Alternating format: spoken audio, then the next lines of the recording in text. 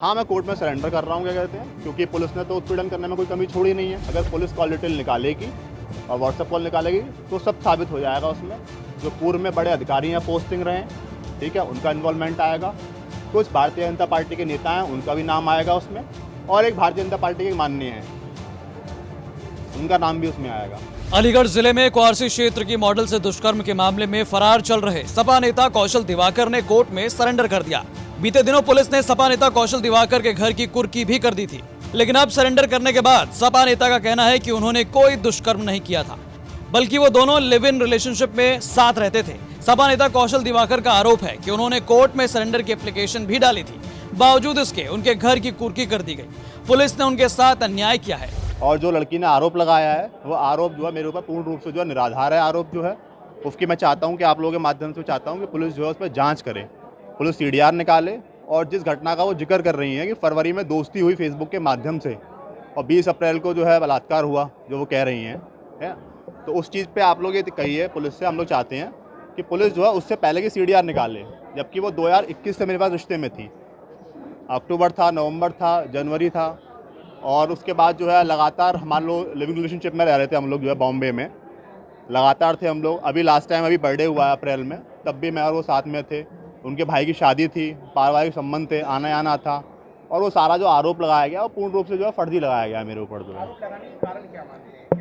आरोप लगाने के जो कारण मानता हूँ पैसे का लेन देन। उनके पास पैसे थे और उनकी जो रूममेट थी, उनकी बहन थी, उन्होंने एफिडेविट भी लिख के दिया है मेरे फेवर में।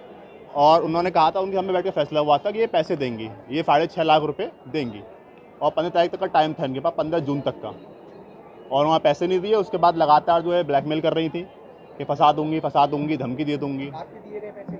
जी। अब किस तरीके की कोई मांग आपसे की जा रही है, क्या है? मांग कुछ नहीं है, अभी तरह तरह से जो है प्रताड़ित किया जा रहा है। कभी कह रही हैं कि कप्तान साहब के एप्लीकेशन देने जा रही हैं कि साहब मैं जा रही थी, मेरे ऊपर तेजाब फेंकवा दिया, लोगों से डरा दिया मुझे, इस तरह के आरोप लगा रही हैं, ठीक है। कभी फैसले की बात चल रही हैं, कभी कह रही हैं कि मैं तुम्हें मरवा दूंगी। इस तरह की चीज़ें हो रही हैं, कहते हैं। धमकियां दी जा रही हैं मारने? हाँ, कई बार आई हैं, कहते हैं। मेरे परिवार के लोग हैं, तमाम सारे मेरे जो दोस्त हैं, उनको तरह तरह के नंबरों पर फ़ोन किया जा रहा है, क्या कहते हैं, कि उससे दूर रहो, उसको बर्बाद कर देंगे।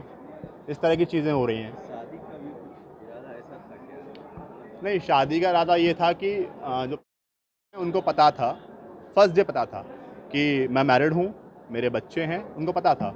और उसके बाद जब मेरी पत्नी जब मेरे साथ नहीं रही है, कहते हैं, वो जब अपने मायके गई है, वो भी उसको पता था। और अभी लास्ट जो है अप्रैल में उनके घर में इस बात को लेकर झगड़ा भी हुआ। उनके घर में पता चल गया था, इस बात को पता चल गया था कि मैं शादीशुदा हूँ पहले से, ऑलरेडी वो सारी चीज़ें थी। पर पता ये चल गया था कि कौशल जो है दोस्त नहीं है, जो है रिलेशनशिप में है।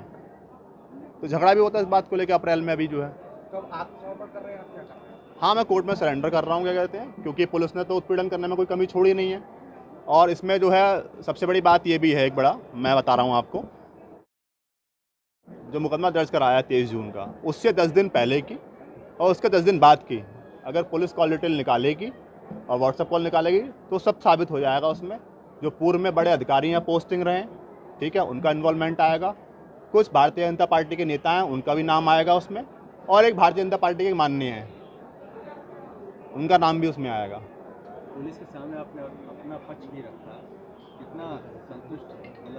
पुलिस के सामने मैंने अपना पक्ष रखा, पुलिस को मैंने जो है पत्र भी लिखा, और पुलिस ने जो उस पर कोई भी 1% भी उस पर कुछ नहीं सोचा, उन्होंने ना ही जांच करी है।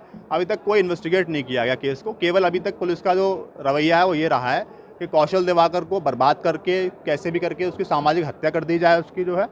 और भारतीय जनता पार्टी के जो नेता हैं कुछ जो है अपने आकाओं को खुश करने के लिए कर रहे हैं सीओ साहब। आपको बता दें कि अलीगढ़ जिले के क्वारसी थाने में 23 सितंबर को एक महिला द्वारा सपा नेता कौशल दिवाकर के खिलाफ एफआईआर दर्ज करवाई गई थी, जिसमें बताया गया था कि फेसबुक के माध्यम से सपा नेता कौशल दिवाकर से उसकी दोस्ती हुई थी। इसके बाद 19 अप्रैल 2022 की शाम को आरोपी कौशल दिवाकर अपने घर आर्य नगर के पास ले गया, कोल्ड ड्रिंक में नशीला पदार्थ मिलाकर उसके साथ दुष्कर्म किया। जब इसके बाद मॉडल मुंबई चली गई तो मुंबई में रहने के दौरान भी आरोपी कौशल फिर उसके फ्लैट पर पहुंचा और दुष्कर्म की वारदात को अंजाम दिया।